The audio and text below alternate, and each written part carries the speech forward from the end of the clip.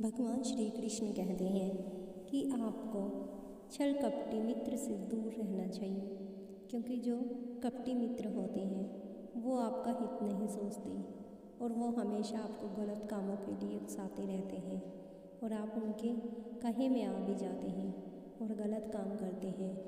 ऐसा ही दुर्योधन और कर्ण के बीच था। कर्ण एक अच्छा इंसान था, लेकिन दुर्योधन की संगति का असर उसकी मित्रता पर पड़ रहा था, जिसका अंजाम आप सब लोग जानते ही हैं। वैसे तो कर्ण काफ़ी दानवीर था, काफ़ी दान धर्म किया करता था, उसके पास अच्छी शिक्षा थी, लेकिन अच्छी शिक्षा को उसने अपना हथियार ही बना लिया। उसने समाज को सुधारने के लिए अपनी शिक्षा का उपयोग नहीं किया, बल्कि उस समाज से बदला लेने के लिए जिस समाज ने उसे हमेशा नीचा दिखाया, उस शिक्षा का उपयोग करना चाहा और जिसका अंत लास्ट में उसकी मृत्यु हो जाना था। भगवान श्री कृष्ण कहते हैं, ऐसे से तो कम से कम आप ऐसे अकेले ही अच्छे हैं, ऐसे छल कपटी मित्र से तो आप अकेले ही अच्छे हो। भगवान कृष्ण कहते हैं कि कभी भी आपको दूसरे का बुरा नहीं करना चाहिए, न ही दूसरे का बुरा करने के बारे में सोचना चाहिए। आप सिर्फ इस जीवन को आज के लिए जी रहे हैं, जो कि गलत है। ये जीवन भगवान ने दिया है, उन्होंने किसी कर्म के लिए आपको ये ज़िंदगी दी है, तो इसका मतलब ये नहीं कि आप उसका गलत उपयोग करें। आपको आज नहीं तो कल भगवान के पास जाना है और उनको ये दिखाना है कि मैं इस दुनिया में आकर मैंने क्या किया, क्या नहीं किया। कम से कम अगर हो सके तो ज़िंदगी में दान करना शुरू कर दीजिए। अगर आपके पास कुछ सुख सुविधाएं हैं तो उसमें से थोड़ा बहुत दान किसी को दे दीजिए, जिससे उसका भी भला हो जाए।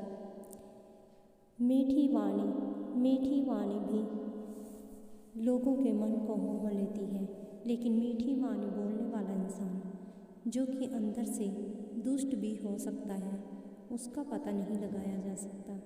इसलिए उसका पता लगाने के लिए आपको उसका व्यवहार और उस पर नज़र रखनी होती है कि वो कैसा है, क्या कर रहा है। कई बार उसका छल कपट आपकी ज़िंदगी को बर्बाद कर देता है और आपको पता तक नहीं चल पाता। ऐसे कपटी मित्र से भी आप दूर रह सकते हैं, आपको दूर रहना ही चाहिए। भगवान कृष्ण कहते हैं आपको हमेशा सत्य बोलना चाहिए, क्योंकि सत्य बोलने वाला इंसान पाप का भागीदार नहीं होगा। वो आज नहीं कल उसके द्वारा किए गए बुरे कार्य भी खत्म हो जाएंगे। भगवान कहते हैं कि आप इस संसार में एक मकसद के लिए भेजे गए हो, उसे पूर्ण करना ही आपका जीवन है।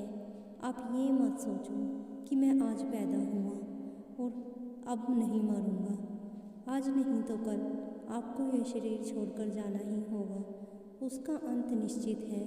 तो फिर अब इतने बुरे कर्म ही क्यों करने, अच्छे कर्म कीजिए, अच्छे कर्म करके जाइए, ताकि सब आपको याद रखें, ना कि आपको एक बुरे व्यक्ति के रूप में जाने। भगवान कहते हैं कि इंसान को समय का सदुपयोग करना चाहिए, उसे सही समय का सही टाइम का पता होना चाहिए। वो किसी भी काम के लिए ये ना सोचे कि भगवान इस काम को कर देंगे और भगवान के भरोसे बैठकर अपने भाग्य पर विश्वास करके बैठा रहे। उसे समय के साथ साथ उन सभी कार्यों को पूर्ण करना होता है जो उसने मन में सोचे हैं कि मुझे ये सब कुछ चाहिए, लेकिन उसके लिए वो उतनी मेहनत नहीं करता। उसे उठकर उतनी मेहनत करनी चाहिए जितने उसके सपने हैं। भगवान कृष्ण कहते हैं आपकी संगत अच्छी होनी चाहिए। जैसा कि दुर्योधन को कर्ण मिला जिससे उसकी संगत बड़ी अच्छी हुई, वैसे तो दुर्योधन पर उसका कोई असर नहीं हुआ, लेकिन एक अच्छे इंसान के अगर वो बातों मानता तो शायद महाभारत का युद्ध ही ना होता।